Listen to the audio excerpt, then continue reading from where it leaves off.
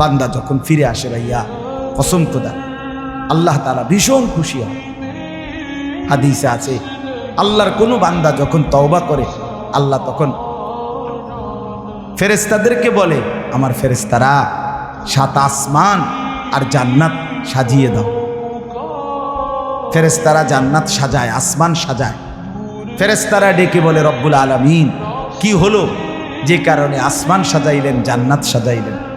রব্বুল আলামিন তখন বলে, আসলাহাল আবদু মাওলাহু, এক ভেগে যাওয়া গোলাম আজকে তার মনিবের সাথে সম্পর্ক ঠিক করে ফেলছে।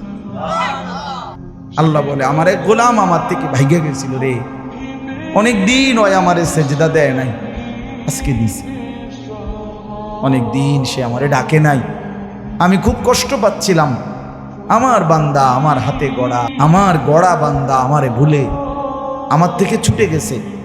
আজ আমার সেই ভেগে যাওয়া বান্দা আমার কাছে ফিরে আসছে।